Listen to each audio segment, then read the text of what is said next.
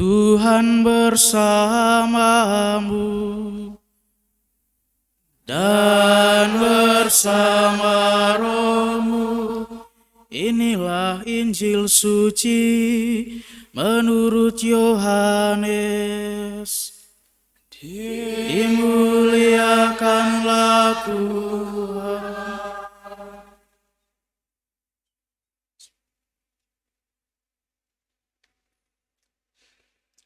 Setelah Yesus menyelesaikan ajarannya tentang roti kehidupan, banyak dari murid-muridnya berkata, "Perkataan ini keras, siapakah yang sanggup mendengarkannya?"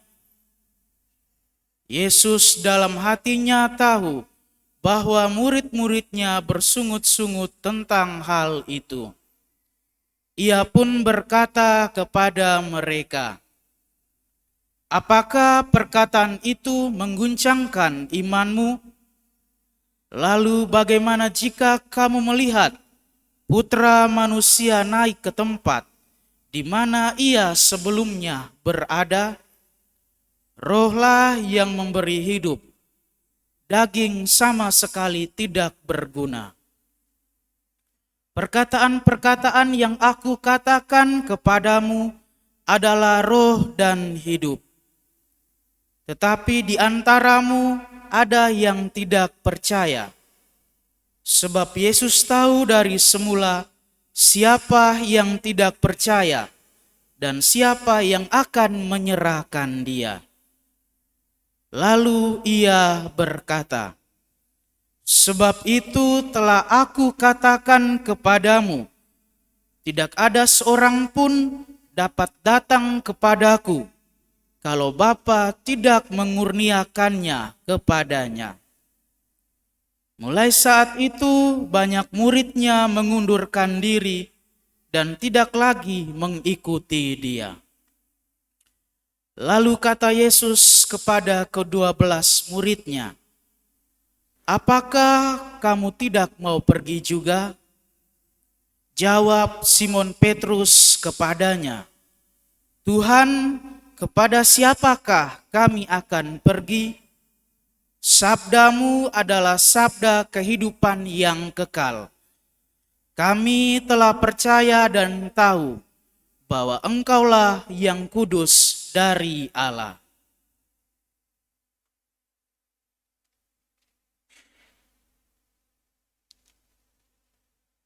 Demikianlah sabda Tuhan. Terpujilah Kristus.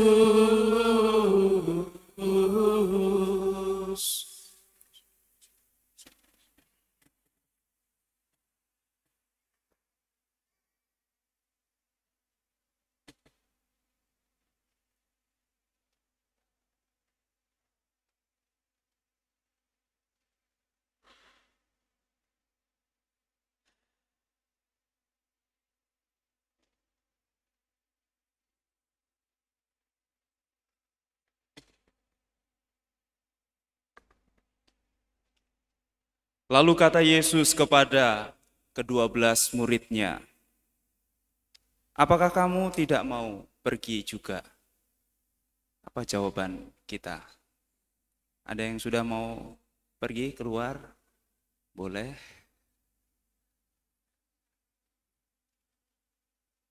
Perkataan Yesus hari ini dikesankan oleh para murid begitu keras. Semoga bagi kita tidak demikian. Para suster, saudara-saudari, dan adik-adikku yang terkasih dalam Tuhan. Ketika saya menulis skripsi, saya menulis tentang pastoral yang berbelas kasih bagi keluarga-keluarga dalam kelemahan. Itu diambil dari seruan apostolik Amoris Laetitia, Sukacita Kasih tahun 2016 yang ditulis oleh Paus Fransiskus. Di dalam seruan apostolik itu begitu dijelaskan apa itu pastoral belas kasih dari Injil, dari bapak-bapak gereja, dari tokoh-tokoh teologi, kemudian dari teladan-teladan para kudus. Begitu banyak penjelasan, tetapi pemahaman saya paham justru ketika pada suatu ketika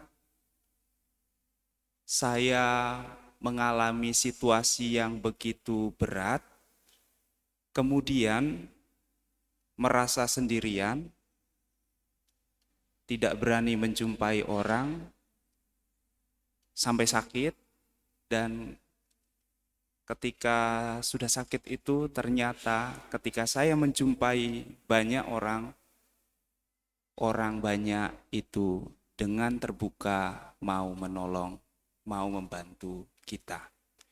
Justru disitulah saya benar-benar bisa memahami apa itu belas kasih Allah.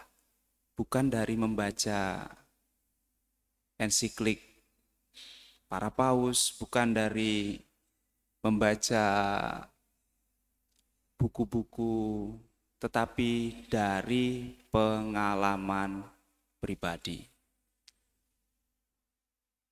Ada tokoh filsuf dari timur mengatakan demikian.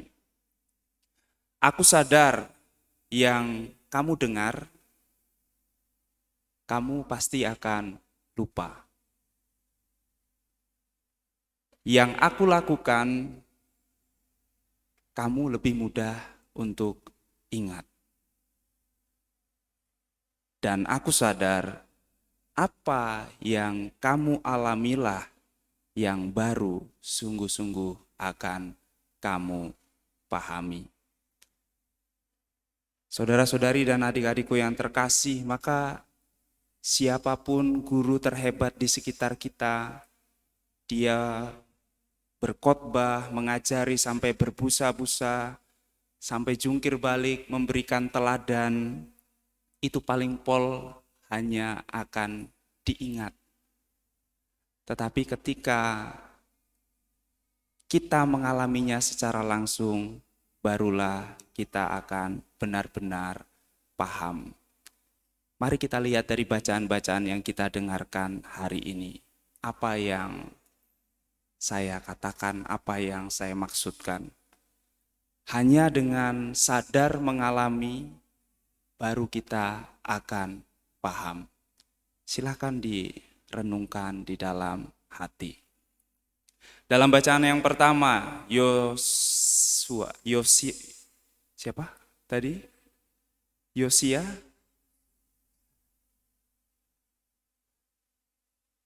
Dalam bacaan yang pertama tadi,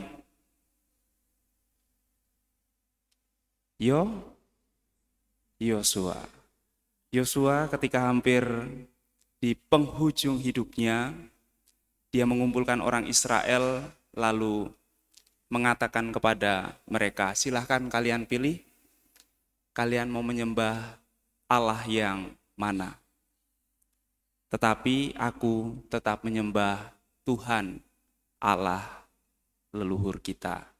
Lalu mereka bisa menyadari, memahami bahwa Tuhanlah Allah mereka. Hanya ketika mereka menyadari bahwa ia dan nenek moyangnya telah dituntun, telah dibebaskan, telah diberi mukjizat, makan mana dan air dari mata air meriba, dilindungi oleh Tuhan. Saat itulah mereka bisa benar-benar paham Tuhan itu adalah Allah. Lalu dalam bacaan Injil, hanya ketika para murid, para rasul mengalami sendiri daya kuasa Yesus yang menyembuhkan, yang mampu mengubah 5 roti dan 2 ikan menjadi sisa 12 bakul, barulah mereka bisa paham bahwa sabda Yesus adalah sabda kehidupan yang kekal. Para murid yang meninggalkan Yesus itu hanya mendengar dan mungkin hanya melihat, tetapi tidak benar-benar mengalami. Maka bagi mereka perkataan itu begitu keras. Lalu bagaimana dalam kehidupan nyata sehari-hari kita? Dalam bacaan kedua itulah yang sungguh-sungguh bisa kita alami di kehidupan kita sehari-hari.